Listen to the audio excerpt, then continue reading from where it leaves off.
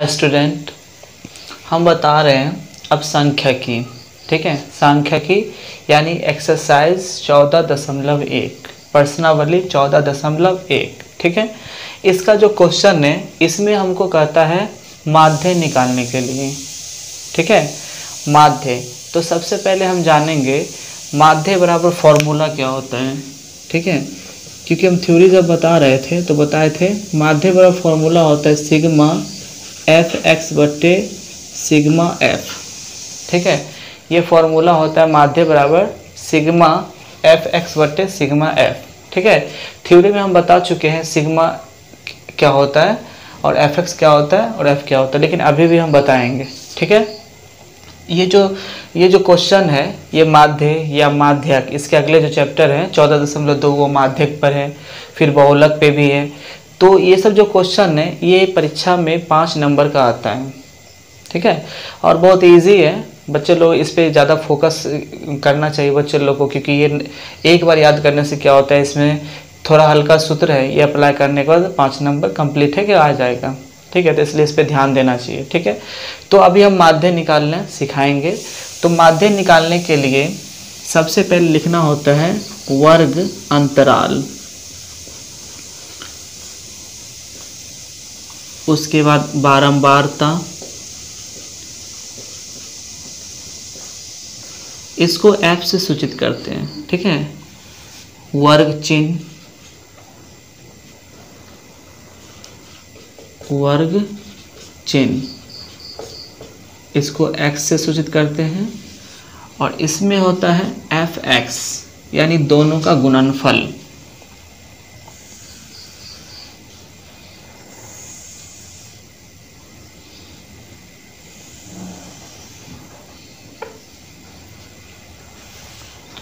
ठीक है, तो माध्य निकालने के लिए क्या करना है कि ये जो डायग्राम है वर्ग अंतराल, बारंबारता, वर्ग चिन्ह और एफ एक्स, इस डायग्राम को याद रखना है। ठीक है, क्योंकि ये जो डायग्राम है ये सब क्वेश्चन में यानी 7-8 क्वेश्चन है, उसमें सब में ये डायग्राम बनेगा। ठीक है, इसलिए इसको याद ही कर लेना है। ठीक है, इस डायग्राम को याद कर लेना है। तो सबसे पहले चलते हैं वर्ग अंतराल। तो ये जो वर्ग अंतराल है ना, इसमें ये वाला लिखा जाता है। ठीक है, तो 0 से 2, 2 से 4, 4 से 6, 6 से 8, 8 से 10, 10 से 12 और 12 से 14, ये इतना है।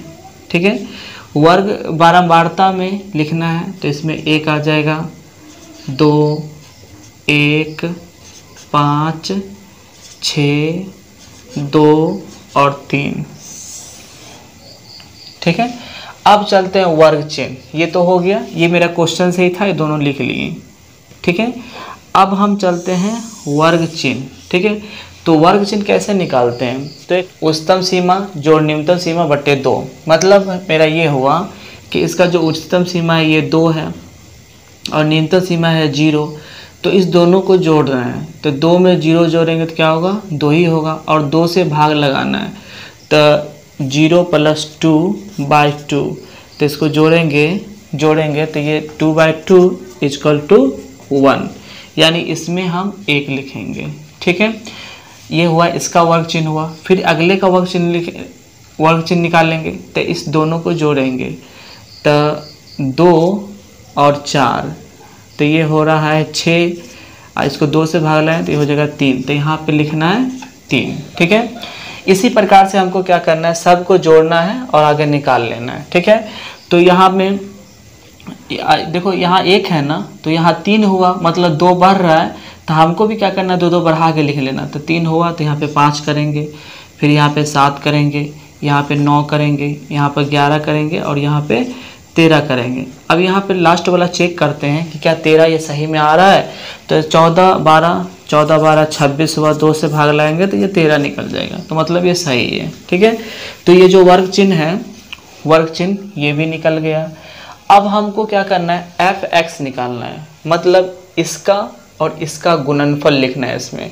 तो यहाँ पर 1 है, एफ और एक्स भी 1 है, तो 1 इकाई यहाँ पे 1 हो गया।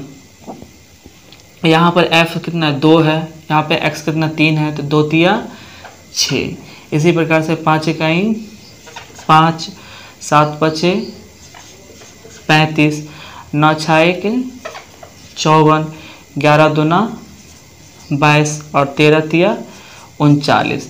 तो ये जो मेरा fx है ना वो भी निकल गया।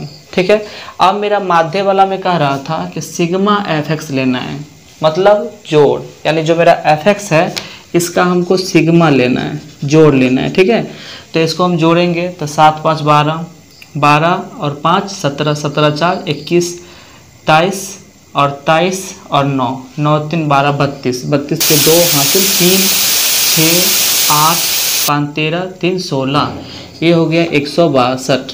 ठीक है, उसके बाद मेरा यहाँ पे क्वेश्चन में कह रहा है सिग्मा एफ, तो इसको भी हमको जोड़ना है।